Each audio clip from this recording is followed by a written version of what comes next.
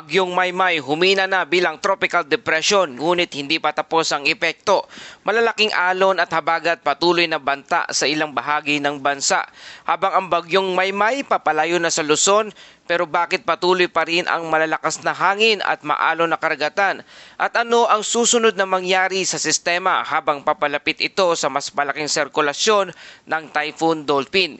Ito ang pinakamahalagang tanong na sasagutin natin sa ulit na ito. Dahil kahit wala ng tropical cyclone wind signal sa anumang bahagi ng ating bansa, hindi ibig sabihin nito na wala ng panganib. Patuloy pa rin nakakaapekto ang southwest monsoon o habagat habang ang mga labi ng tropical depression Maymay ay mabilis na kumikilos patungong silangan southern eastward sa karagatan sa silangan ng Central Luzon.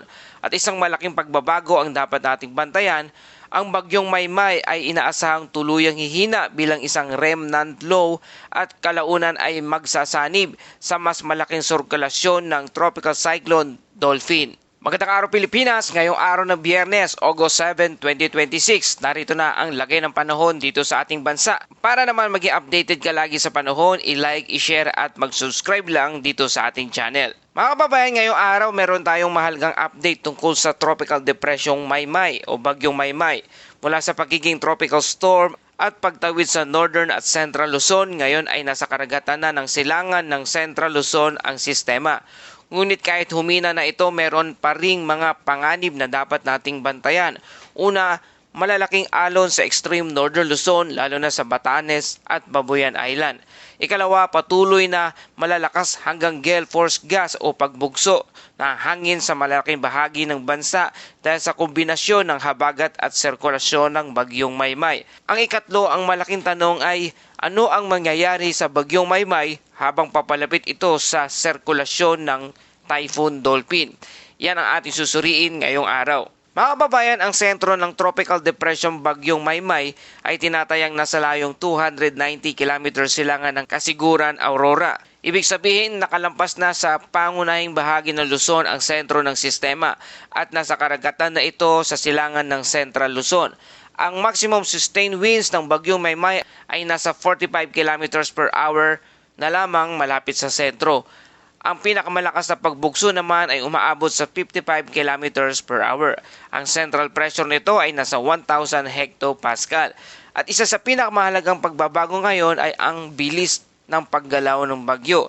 Ang Bagyong Maymay ay kumikilos sa east-southeastward sa bilis na 35 km per hour. Mabilis na ang paggalaw nito. Kung ihahambing natin sa mga nakaraang buletin, makikita nating hindi na ito nananatili sa isang lugar. Patuloy itong lumalayo sa kalupaan ng Luzon. Ang tropical cyclone wind ay umaabot pa rin ng hanggang 180 kilometers mula sa sentro.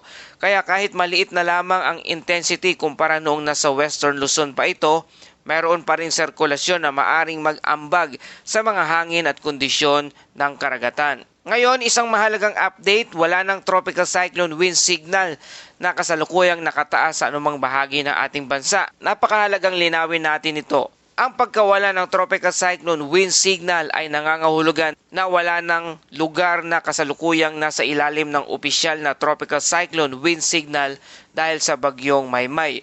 Pero hindi ibig sabihin nito ay biglaang magiging normal na ang panahon sa buong bansa. Bakit? Dahil meron pa rin southwest monsoon o habagat at ang sirkulasyon ng Bagyong Maymay ay patuloy na maaaring makaapekto sa wind pattern at kondisyon ng karagatan. Kaya ang dapat nating tandaan, walang tropical cyclone wind signal sa ngayon pero may weather hazards pa rin. Ngayon, puntahan natin ang mas mahalagang bahagi. Bakit mabilis na humina ang Bagyong Maymay? Una, nakalampas na ito sa kalupaan ng Luzon at nasa karagatan na sa silangan. Ngunit ang malaking problema para sa isang humihinang tropical cyclone ay ang pagkawala ng organisadong sirkulasyon. Habang dumadaan ang sistema sa Northern at Central Luzon, nakakaranas ito ng interaksyon sa kalupaan.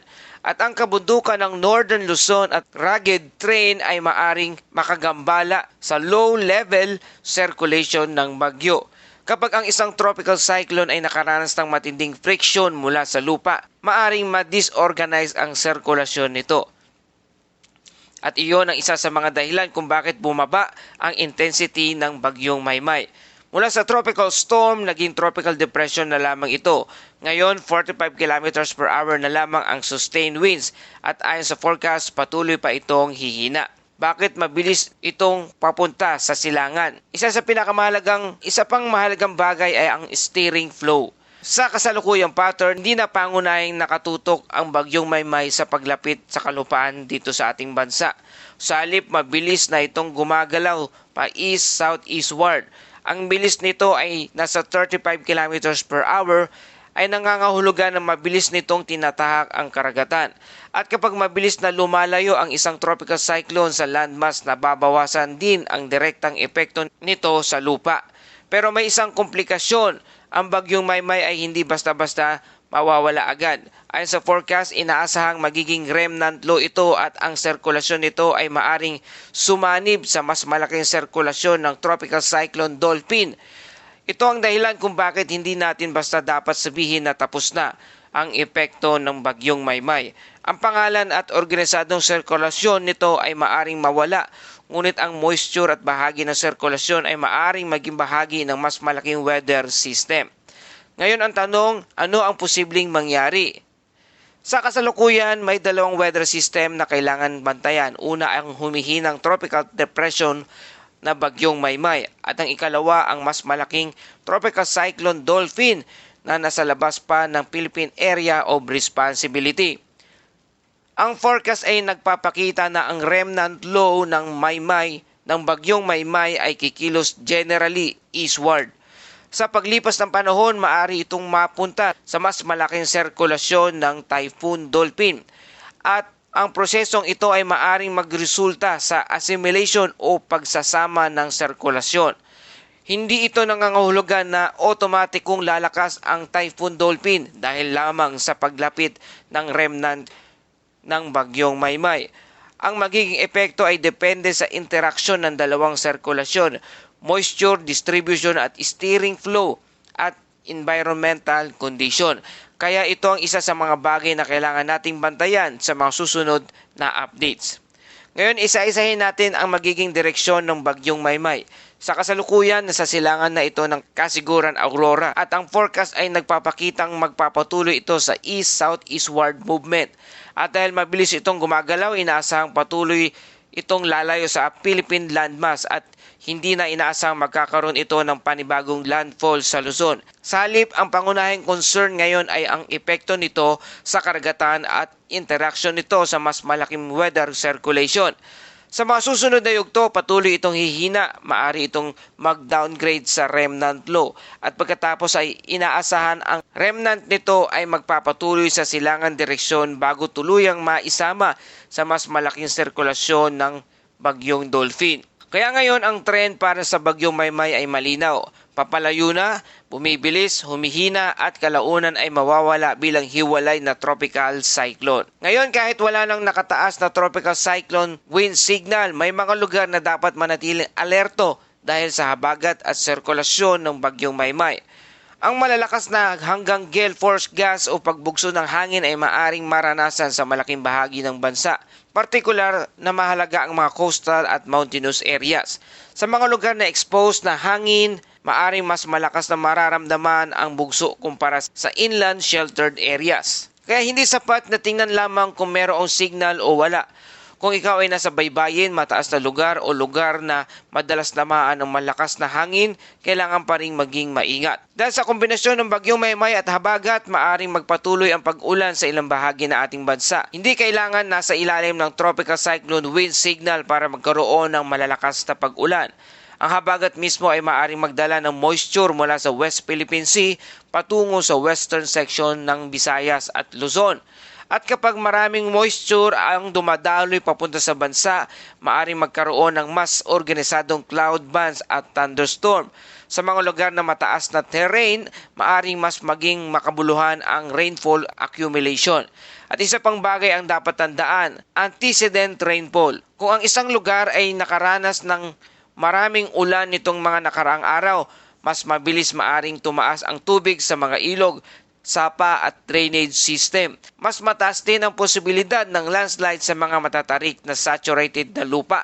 Kaya kahit humihina na ang bagyong Maymay, huwag nating maliitin ang panganib na dala ng patuloy na pag-ulan. Ngayon, pag-usapan natin ang habagat. Bakit nagpapatuloy pa rin ito? Kapag ang tropical cyclone o malaking low pressure circulation sa paligid ng bansa, maaari itong baguhin ang distribution ng hangin sa rehiyon. Ang moisture-rich southwest wind ay maaring patuloy na dumadaloy papunta sa western section ng bansa.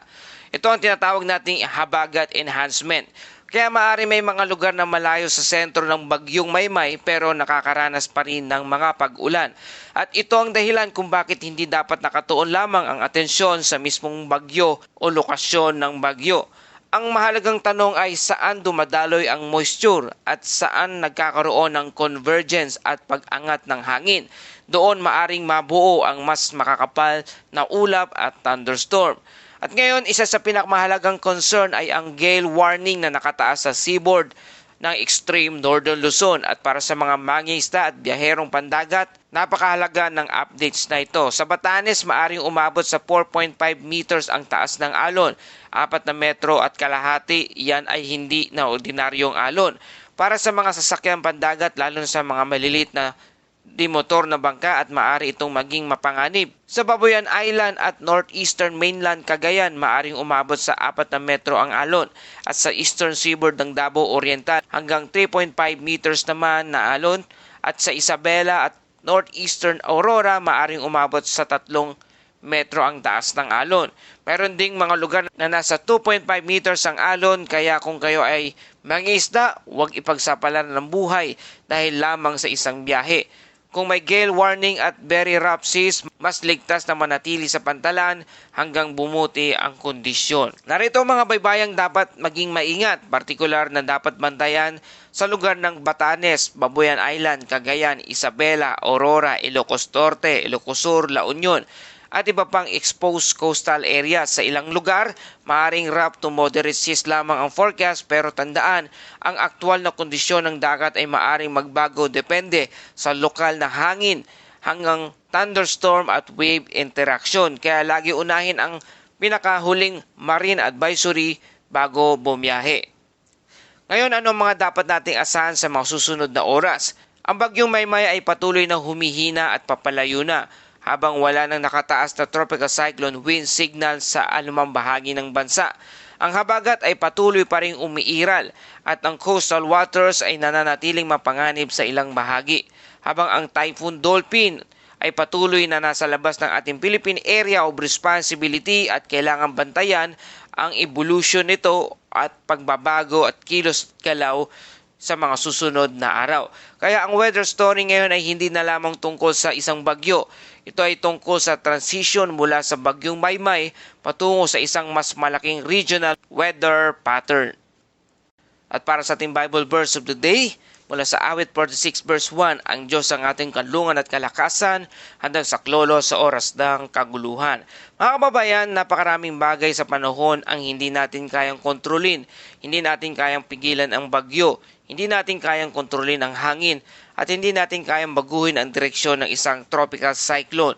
Pero kaya natin piling maging handa, kaya natin makinig sa mga babala at kaya natin protektahan ang ating pamilya. At higit sa lahat, maaari tayong magkaroon ng pananampalataya kahit nasa gitna tayo ng uncertainty.